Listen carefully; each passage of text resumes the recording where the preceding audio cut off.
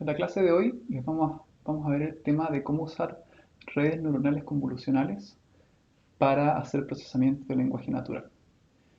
Las redes neuronales convolucionales son una arquitectura de red muy famosa para encontrar patrones dentro de la estructura. Se hicieron muy populares en el tema de procesamiento de imagen, con la idea de que yo pudiese encontrar patrones independientemente de en qué posición ocurran. Ya, o sea, imaginémonos que tengo, por ejemplo, la oreja de un gato y a mí no me importa que esto ocurra en el píxel de arriba a la izquierda o en el píxel de arriba a la derecha. La idea es ser capaz de esto.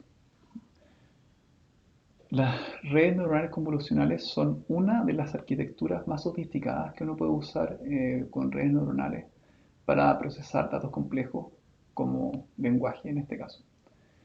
Vamos a ver más en este curso como las redes neuronales recurrentes o los mecanismos de atención. ¿Ya? Entonces, lo que quiero que entiendan es que cuando uno quiere aprender representaciones, usar una read feed forward no es necesariamente la mejor opción. O sea, uno podría, por ejemplo, quiero representar texto y podría partir asumiendo que tengo un documento representado como un vector back of words y después esto le paso una feed forward de muchas, muchas capas y espero que la última capa tenga una buena representación de mi documento en base al problema que yo quiero resolver. Asumiendo que después backpropagation, a partir de lo que yo quiero resolver, va capa a capa a llegar a una representación rica para resolver el problema que yo quiero. Que en esencia esa es la idea de Deep Learning, ¿no? Usar redes neuronales de varias capas para aprender representaciones. Lo que no está, el problema que hay de ese enfoque es que cuando tenemos una red feed forward totalmente conectada, o sea, fully connected, la cantidad de conexiones es muy grande. O sea, de una capa a otra, todas las neuronas se conectan entre todas. Y además, por cada una tengo un parámetro adicional que tengo yo que calibrar. Entonces eso me genera muchos, muchos, muchos parámetros. Entonces todas las arquitecturas más modernas para aprender representaciones, como las redes convolucionales, las redes recurrentes, los mecanismos de atención, lo que tratan de hacer es que yo en vez de tener full connections, tengo sparse connections. O sea que en mi red no conecto necesariamente todos las neuronas con todas, sino solamente algunas con algunas. Y, esa, y la forma en que yo veo quién se conecta con quién tiene un objetivo. Y otra cosa que pasa también es que yo tengo shared weights, o sea, tengo pesos compartidos.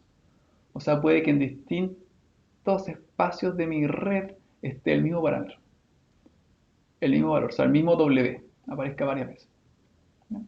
Eso van a ver que casi todas las redes que vamos a ver ahora siguen un poco ese fin. ¿Ya?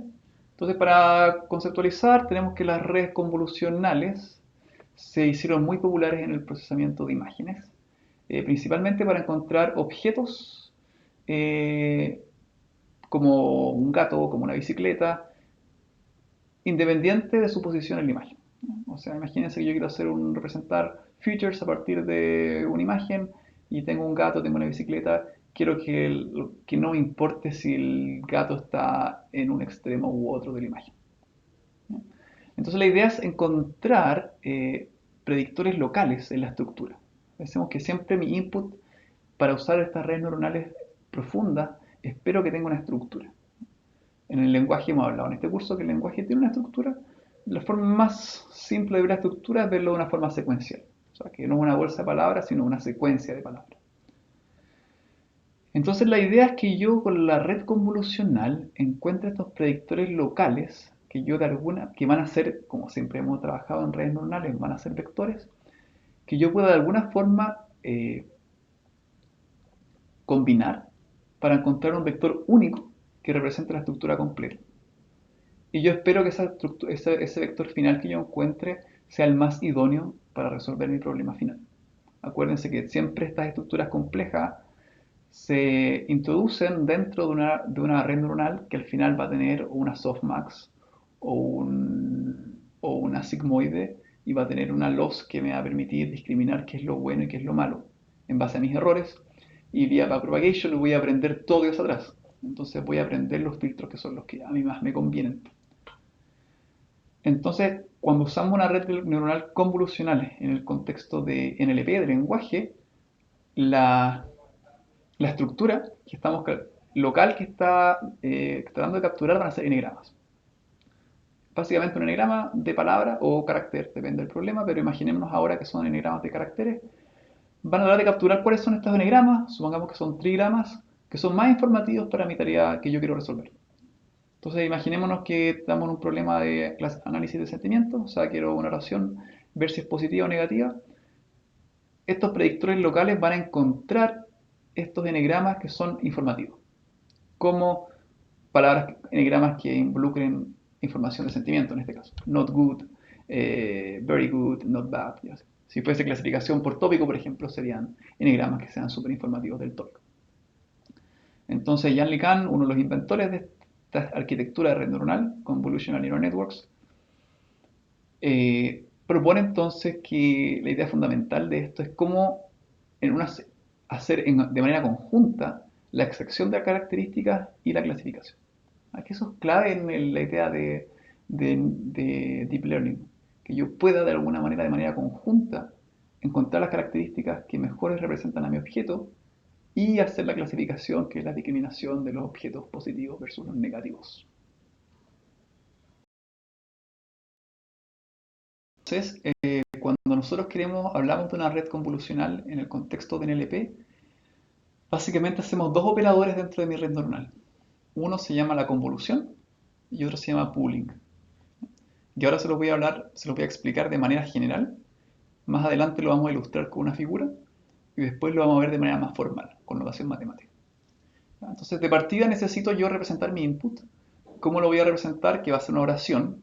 Lo voy a representar como una secuencia de embeddings de palabras. O sea, si mi oración es de tamaño 10, asumo que cada palabra tiene un embedding de tamaño 2. Si yo concateno cada embedding, voy a tener que mi oración es un vector de tamaño 20, ¿no? 2 por 10. Como les he hablado durante el curso, uno tiene acá dos opciones. Uno puede inicializar como un embedding layer, que es una lookup table, que es parte de los parámetros de mi red. Y yo aprendo entonces mi embedding layer junto a mi red.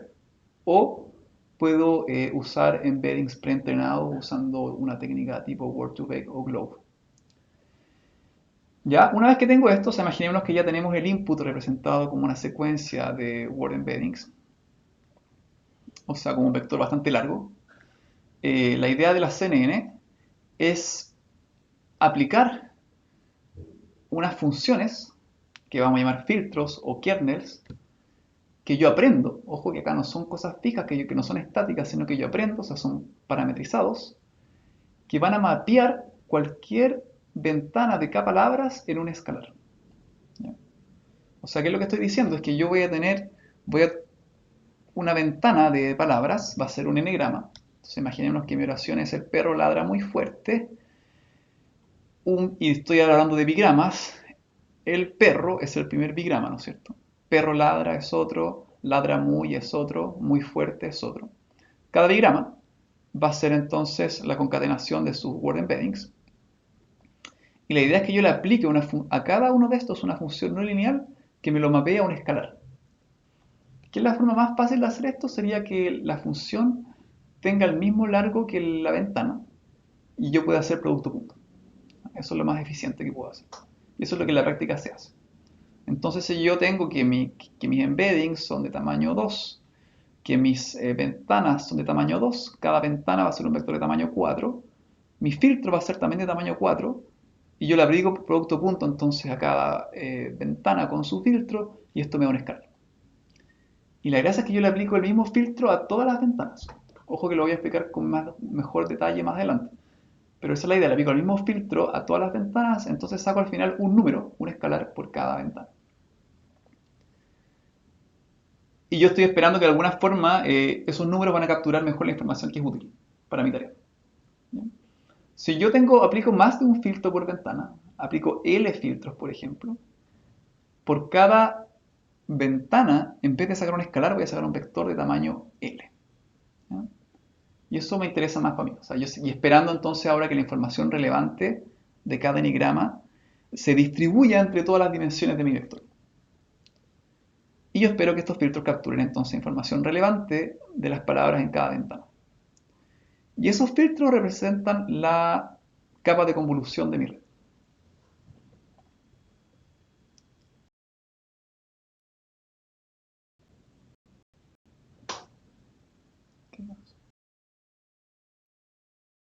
convolución viene una segunda capa que se llama la capa de pooling. ¿Ya? La idea de pooling es poder combinar los vectores que me salieron de mi capa de convolución en un único vector. Piensen que yo, si tengo entonces L filtros, por cada n-grama voy a obtener un vector de tamaño L distinto. La idea de pooling es reducir un poco esa dimensionalidad para obtener un vector solamente de tamaño L. O sea, básicamente condensar todos estos vectores que me salen de cada n-grama en un solo vector que represente la estructura completa de la oración. ¿Cómo lo hago? Aplico un operador a cada uno de los valores de cada columna de mi vector saliente. Esto lo se va a ver mucho más claro más adelante con una figura. Pero entonces si yo aplico el máximo a cada uno de estos valores, voy a obtener entonces un valor, un vector único por cada oración que va a condensar información de todos sus posibles n-gramas, después de haberle aplicado el filtro. Entonces el objetivo acá es poder capturar los atributos más importantes de la oración sin importar su posición. O sea, si mi problema es clasificación de sentimiento, yo esperaría de alguna manera que el filtro, cada vez que encuentre un n-grama que es importante para definir el sentimiento, le asigne un valor alto para que después, cuando tenga que competir contra otros valores de los otros n-gramas en el max pooling, logre pasar al vector final. Esa es la idea. Y la idea es que estos filtros, acuérdense, se aprendan haciendo backpropagation, que eso es muy importante en Deep Learning. Nosotros no queremos que estas cosas sean estáticas, sino que queremos poder aprenderlas. Entonces después, una vez que me sale esto un vector de L dimensiones, este lo puedo alimentar, seguir alimentando hacia mi red. Podría tener otras capas, por ejemplo, podría tener una feedforward. Y al final lo voy a usar para predicción. O sea, por ejemplo, le podría tener una softmax al final, después una cross-entropy loss, sin problema de clasificación. Y eso va a propagar todos los gradientes hacia atrás en base a la función de pérdida y va a tunear todos los parámetros del filtro. Entonces, si ven, el filtro al final es un tipo de capa de red un poco más especial porque se repite, porque no es como una feedforward que todo se conecta con todo, sino que va haciendo un recorrido por la estructura. Y como el filtro es el mismo para todas las posiciones, tenemos pesos compartidos. Y lo que uno espera después de hacer backpropagation y de entrenar estos filtros con mis datos es que ellos aprendan a resaltar todos los aspectos que son importantes en mi dato. Y en este caso, como es lenguaje, van a ser n-gramas. O sea, que sean importantes, que voy a aprender a rescatar los n-gramas que son informativos para la tarea que yo quiero resolver. Esta figura de acá lo explica de manera súper clara. ¿Ya? Acá tengo una oración de Quick Brown Fox jumped over the lazy dog. Y lo que yo tengo en mi representación, ojo, voy a hacer, cada palabra está representada por un embedding de 2 dimensiones. Y mis ventanas son de largo 3. Son trigramas. Entonces cada trigrama, acá está el primero, acá está el segundo, acá está el tercero, acá está el cuarto, así sucesivamente. Vemos que cada trigrama es un vector de 6 dimensiones. ¿Por qué? Porque está concatenando los embeddings de cada una de sus palabras. O sea, acá sería este el embedding de the, este el embedding de quick y este el embedding de brown. ¿Ok? Y a cada uno de esos yo le voy a aplicar un producto punto, ¿no es cierto? Ese producto punto que yo le aplico a cada uno de esos para obtener la capa de convolución, la represento o la englobo en una matriz. ¿Por qué? Porque tengo varios filtros. Aquí de hecho tengo 3 filtros. Y por eso esto lo estoy agrupando en una matriz de 6 por 3. Entonces yo al hacer una operación de multiplicar este vector por esta matriz de acá, obtengo un vector de 3 dimensiones. O sea, este vector está resumiendo toda la información de este diagrama de acá. Acá hice mi operación de multiplicación y después le apliqué una activación no lineal que es una tangente hiperbólica. Puedo obtener un vector por cada uno de los trigramas. Como esta es mucha información, después yo quiero condensar esta información por la más importante. Y eso es lo que hago pooling. Acá hago max pooling y me quedo con el más grande de ahí. O sea, si acá había un 0,9, acá un 0,7, acá un 20, acá un 0,2, acá un 0,1, acá un 0,6, me quedo con el 20. Y ese valor pasa por aquí. Por eso le decía, en intuición lo que uno esperaría que cuando acá hay una información importante, por ejemplo acá alguien dice not very good, que sabemos que es negativo, uno esperaría que el filtro aprenda, este filtro, aprenda a resaltar esta información dejando un número grande acá, para que uno espere que la información de este trigrama sea la más relevante y pase a la representación final. Y este vector de acá, que al final concentra, imaginemos que es un vector que aprendió a representar la oración completa, va a ser el que al final después yo le paso un softmax, por ejemplo, y después un acrocentropy loss, y después vía backpropagation, porque acuérdense que tengo datos de entrenamiento, puedo ajustar todos los parámetros hacia atrás. Incluso podría llegar hasta los embedding layers. ¿Ok?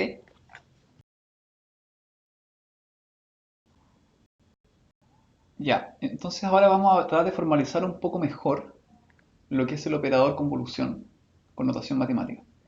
La convolución que vamos a ver en texto es una convolución de una dimensión, que básicamente es a lo largo de la oración. O sea, vamos a concatenar todos los embeddings de una oración y me va a quedar un vector de largo, y la convolución es así a lo largo. Eso a diferencia de en imágenes, en que yo la imagen generalmente tengo píxeles en dos dimensiones. Tengo un rectángulo. Entonces mis filtros generalmente son los cuadrados que van corriendo en la imagen. Entonces, ¿cómo formalizamos esto? Usamos siempre la notación que hemos usado en el curso para tratar una secuencia de elementos con la notación subíndice 1, 2 puntos n. Entonces tenemos mi oración, que es una secuencia de palabras, desde la palabra 1 a la palabra n. Esa es mi oración. Y cada una la puedo mapear a un vector usando mi lookup table, que va a ser mi embedding layer. ¿No es cierto? Siempre podemos pensar que este embedding layer puede venir de un embedding preentrenado o puede ser una layer completamente entrenada en conjunto con la red. Otra opción es que es entrenada en conjunto con la red, pero que sus parámetros, en vez de ser inicializados aleatoriamente, se inicializan con embeddings preentrenados. Bueno, entonces tengo mi embedding de cada palabra de mi oración y eso me da un vector. Entonces, en base a eso, le podría tener que mi input es una secuencia de vectores.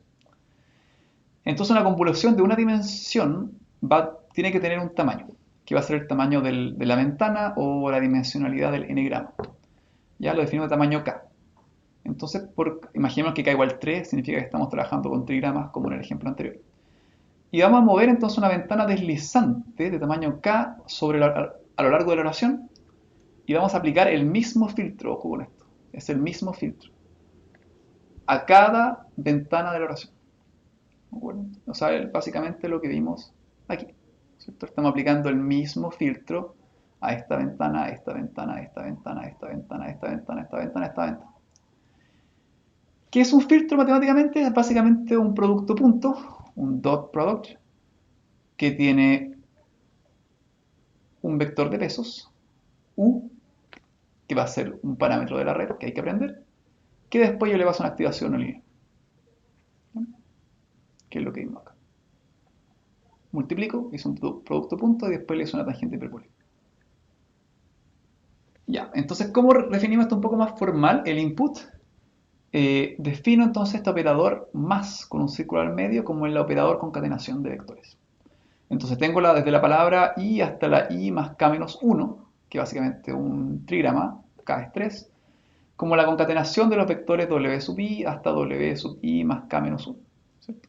Si i es 1, k igual 3 sería entonces desde w1 hasta 1 más 3 menos 1 hasta 3. ¿No es cierto? Y esto me da un trigrama.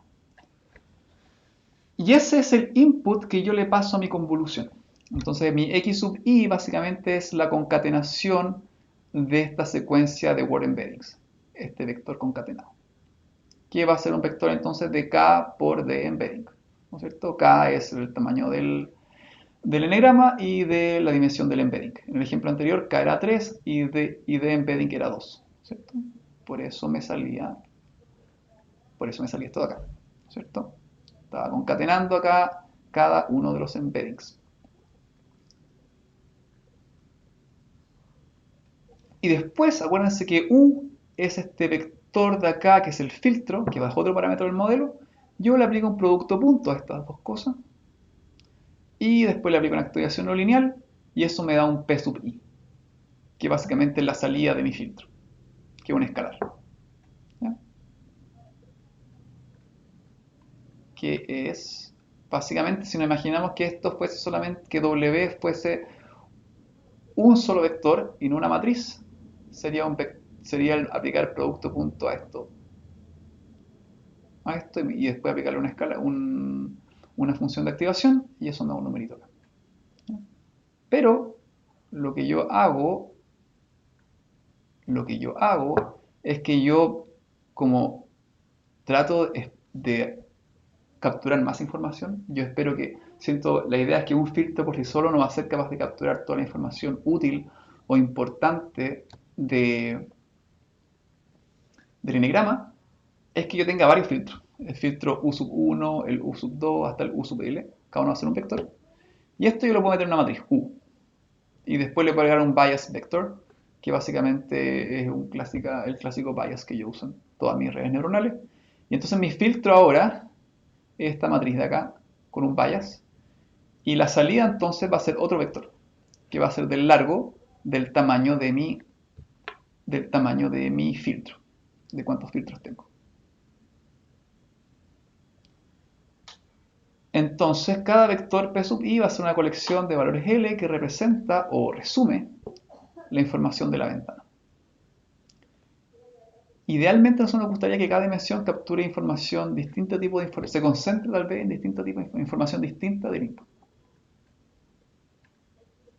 Ya, pero acá está, o sea, lo que formalizamos ahora es todo este paso de acá, antes del pooling. O sea, ahora vamos a hacer que esto es U, y más el bias que yo le puedo aplicar. Estos son mis n-gramas, que son su concatenación de los embeddings. Le aplico el producto punto o la multiplicación vector matriz, porque arreglé todos mis filtros en una matriz. Le aplico después una función de activación y tengo un vector por cada una de las posiciones. ¿Ya? Y mi idea es que después que cada una de estas columnas de alguna manera encuentre información que sea importante para la tarea que yo quiero resolver. Y esa información se va a concentrar en lo que salga de mi proceso de entrenamiento. O sea, va a depender de mi dato de entrenamiento, de mi loss function y todas esas cosas. Voy a hablar un poco de un tecnicismo de poder calcular cuántos vectores me van a salir de una oración. Ya esto se llama narrow versus wide convolutions. Básicamente, ¿cuántos vectores me van a salir? Ya eso obviamente depende del largo de la oración, pero también depende si yo hago padding o no hago padding. Básicamente, si yo no hago padding y digo que siempre la ventana parte de la primera palabra de la oración, que es básicamente lo que pasó aquí yo no hice padding, o sea, siempre partí de D, o sea, D nunca tuvo la oportunidad de ser, siempre fue la primera palabra del trigrama, nunca tuvo la oportunidad de ser el segundo o el tercer elemento del trigrama. Ahí voy a tener menos filtros, menos, perdón, vectores. Otra opción es que yo, si son trigramas, por ejemplo, hago padding de dos palabras para acá, dos palabras para acá. Acuerden padding, esta idea de agregar estos símbolos especiales. Y así entonces D tiene la opción de no solamente ser la primera palabra, sino de ser la última palabra o la segunda palabra. Y esos son dos tipos de hacer convolución, que se llama narrow, que básicamente es delgado, o wide, que es ser amplio. Entonces, si la oración tiene largo n y tenemos una ventana de tamaño k, básicamente tenemos n menos k más 1 posiciones en donde podemos empezar la secuencia. Y eso nos da n menos k más 1 vectores, ¿no? Que son todos los vectores que me salen de mi filtro. Y eso se llama narrow convolution. Otra alternativa es hacer padding a la oración, o sea que le damos unos símbolos especiales como start symbol y esas cosas que hemos visto en el curso, con k-1 padding words, o sea que son estas palabras especiales para cada lado, y eso me da n más k más 1 vectores.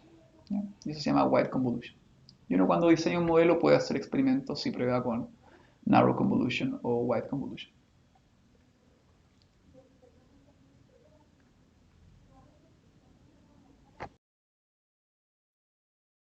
Entonces, la idea más importante detrás de esta idea de hacer una capa de convolución es que yo le aplico la misma función, que es una función parametrizada u, que depende de los pesos 1, ¿cierto? a todos los k-gramas o n-gramas de la secuencia del input. Y eso, según dependiendo si hago wide convolution o narrow convolution, me va a dar m vectores.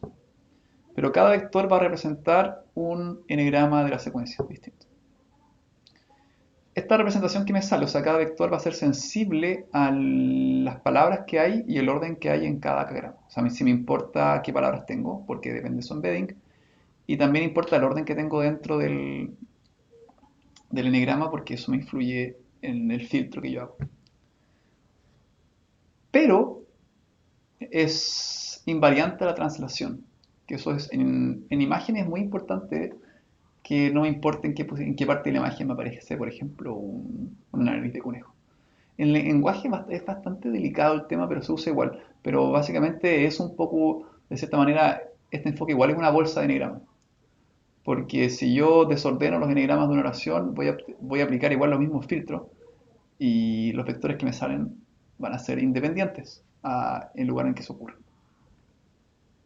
¿Ya? O sea, básicamente si yo muevo este trigrama por este de acá, porque desordené la oración, básicamente este vector se va a cambiar por el otro. ¿Ya? Pero si hiciera max pooling después, no me influiría mucho. Y por eso se dice que estas arquitecturas son invariantes a la translación. ¿Ya? Y ahora hablemos un poco de pooling, ya que ya lo hemos visto, pero lo vamos a formalizar un poquito más con notación matemática. Después de aplicar mi capa de convolución a mi texto, me salen entonces m vectores, que es una secuencia de vectores, básicamente de p sub 1, 2 puntos m, o sea, tengo una secuencia de m vectores, cada uno de tamaño L. L es la cantidad de filtros que tengo, m la cantidad de posiciones de diagramas que puedo tener, dependiendo si hago wide o narrow convolution. ¿Ya? O sea, básicamente me estoy diciendo que voy a tener todos estos vectores de aquí. Son de tamaño 3 porque L es 3, un 3 aquí, y esta es la cantidad de diagramas que yo tenía. La idea de pooling entonces es que yo pueda resumir un poco esta información. Combinarlos para que me quede un vector C final que me represente la secuencia completa. Ya, y forma de hacer pooling, como les decía, algo muy simple, max pooling. Entonces básicamente tomo para cada, en este caso para cada columna, tomo el valor máximo en cada dimensión. Esta es súper común. Entonces el valor del vector C sub j va a ser entonces el máximo de de todas las posiciones que me salieron de este vector P sub i, donde el j es más grande. Donde es más grande. Entonces está la componente jésima del vector. O sea, básicamente, en la imagen es básicamente, voy a agarrar todos estos numeritos de acá, y el que sea más grande va a pasar para acá. Voy a comparar todos estos números de acá, y el que sea más grande sea este el que pasa para acá. Comparo todos los números de acá de esta columna, el que sea más grande, este es el que pasa para acá.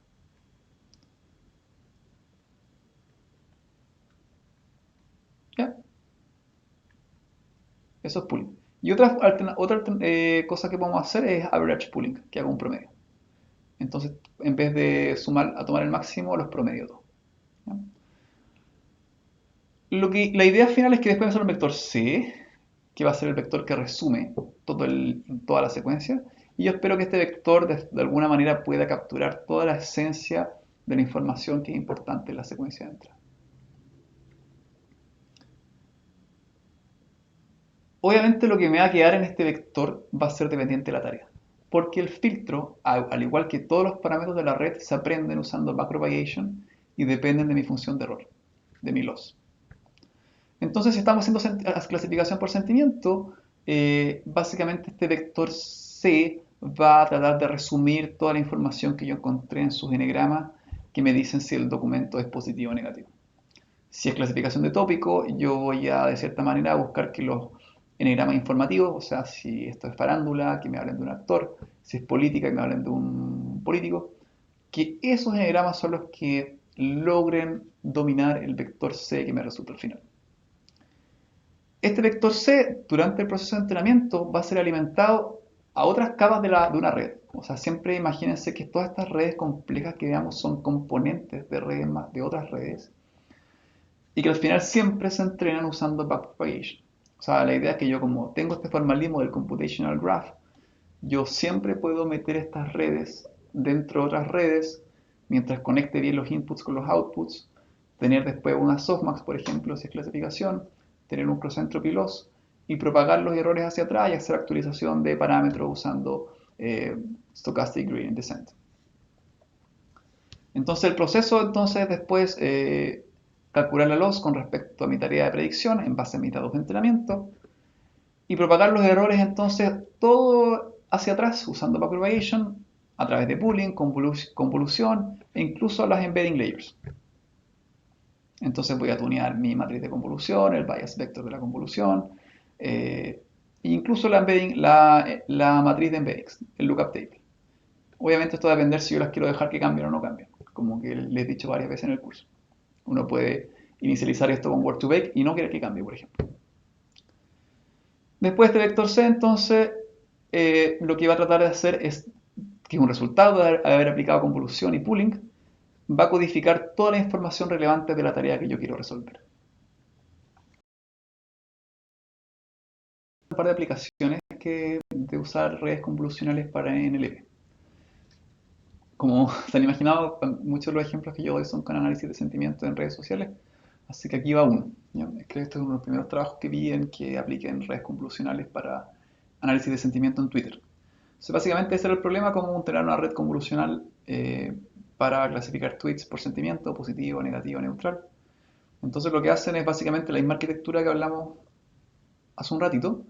La única diferencia conceptualmente es que tratan la oración, el tweet en este caso, en vez de como una secuencia larga, la tratan como una matriz.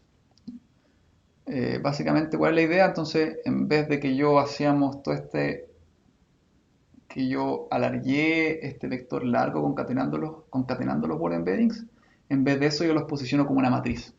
¿Ven? Entonces aquí tengo, mucha gente lo hace también. Y eso porque se parece un poco más a las imágenes, que son rectangulares. Entonces acá tengo la primera palabra, I love my new iPhone, y un emoticón. Y acá son todas las partes, su embedding. Entonces en vez de estar concatenándolos todos, estoy representando una matriz en que va uno, en que cada embedding es una columna. Obviamente después tengo que hacer padding para que todas mis oraciones sean matrices del mismo tamaño. Ya, pero conceptualmente, o sea, si yo concatenara este vector con este vector con este, tendríamos exactamente la misma idea. Pero con esto ahora, mis filtros, en vez de ser largos, son entonces, tienen forma rectangular. Pero conceptualmente son exactamente lo mismo. ¿Ya? Por eso cuando vean si quieren trabajar en imágenes o hacen deep learning para imágenes y vean estos filtros en dos dimensiones, conceptualmente es lo mismo. ¿Ya? Solamente que, como lo vimos nosotros en clase, estamos alargando todas las cosas. Ya, entonces la idea era hacer esto para Twitter, entonces la misma idea, ¿no? Tenía un corpus etiquetado de tweets por sentimiento y lo que hacían era partir primero con tomar como el corpus de entrenamiento era chiquitito, qué sé yo, 10.000 tweets, aprovechar los datos no etiquetados, que es el clásico enfoque que hacemos semi-supervisado en NLP, de entrenar primero la embedding layer con un corpus muy grande de tweets no etiquetados que me puedo bajar con la API y sobre eso entreno Word2Vec. Después define una arquitectura igual a la que vimos ahora, un input layer, donde está el tweet matrix, que es la matriz del tweet, con sus embeddings. Después una capa convolución, que básicamente también le aplico una transformada no lineal, que es una ReLU. Y después se le aplica un max pooling, y después un softmax classification layer, y después una cross entropy loss y optimizo los parámetros. Básicamente lo mismo que acabamos de ver. Me interesa sí que lo que ellos sí experimentaron eran con varias fases distintas de preentrenamiento. Y eso que es algo que se usa mucho en Deep Learning, en NLP, y por eso me interesa el ejemplo. Primero entonces imaginémonos que el corpus de entrenamiento era chiquitito, o sea, 10.000 tweets, o menos incluso. Entonces para poder aprender bien todos los parámetros, la embedding layer, la convolución, y después toda la última parte de la softmax que sale, eh, tal vez los datos que tenían no eran suficientes. Entonces, primero me aprovecho de tener un corpus muy grande que yo para inicializar mi embedding matrix. ¿Ya? Entonces, con eso estoy aprovechando todas las fuerzas estadísticas de la hipótesis distribucional y ahora tengo mucha más información de mis palabras. Después, yo puedo usar el truco de los emoticones. Entonces no aplico no entreno directamente sobre mis datos de entrenamiento oficiales, sino que tomo estos millones de tweets que puedo bajarme gratis con caras felices, caras tristes, y sobre eso entreno toda mi red. O sea, tuneo todos mis parámetros de mi convolución, ¿ya? Que serían, según como lo vimos en las slides anteriores, sería mi matriz U. Una vez que converjo en eso, después esos coeficientes, que tengo mi embedding layer, que vienen de mi Word2Vec, todos mis convolution filtros que vienen de mis datos con emoticones, recién ahí empiezo a entrenar haciendo backpropagation con mi loss function con mis datos reales, ¿ya? Y lo que mostraba el paper era que todos estos pasos de preentrenamiento ayudaron un montón a obtener mejores resultados. ¿Ya? Y por último, el último ejemplo que quería hablar de redes convolucionales en texto era esta arquitectura que se llama BDCNN, BDCNN. Ya un poco motivado con, si ustedes han trabajado y quieren trabajar en imágenes, van a ver que en imágenes hay como, bueno, que las redes convolucionales revolucionaron todo lo que es la visión computacional. O sea, si uno mira como todas las competencias antiguamente para poder representar vectorialmente una imagen, había que hacer un montón de filtros a mano, o sea, el enfoque de Feature Engineering, usando transformadas de Fourier y cosas bastante complejas, y que cada filtro era casi por sí solo un paper muy complejo de entender, y después al final uno le hacía machine learning tradicional, una SVM, ese tipo de cosas. Y la SVM, o sea, y la CNN, Convolutional Neural Network, es la primera un poco que propone esta idea de hacer en conjunto la extracción de características y la clasificación. Si uno mira las redes neuronales que se usan convolucionales para imágenes son muy, muy, muy profundas, de muchas capas. ¿Qué significa que sean muy profundas? En que uno en cascada va haciendo varias veces esta idea. Acá yo en el ejemplo hicimos una convolución y un pooling, pero uno podría a esos vectores que salen después hacerle otra convolución, otro pooling y tener entonces una cascada súper profunda de aplicar esta operación. Y esas son las cosas que aparecen en imagen.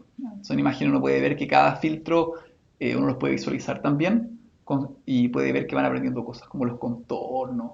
Entonces tiene una motivación súper grande en visión, no tanto en NLP. Ya, pero entonces lo que se criticaba un poco era que las arquitecturas que se usaban de redes neuronales en NLP no eran tan profundas, el nivel de capas que tenían, como las que se estaban usando en visión. Entonces en este paper del 2017 se propone esta arquitectura Very Deep Convolutional Neural Networks for Text Classification, y básicamente la idea era tener una red muy profunda de muchas capas. ¿Ya? Entonces, ¿qué es lo que hacen? Primero dicen no usemos word embeddings, sino que hagamos character embeddings. O sea que en vez de tratar mi oración como una secuencia de palabras, la trato como una secuencia de letras. Entonces cada letra es un símbolo del alfabeto y así yo le hago un embedding.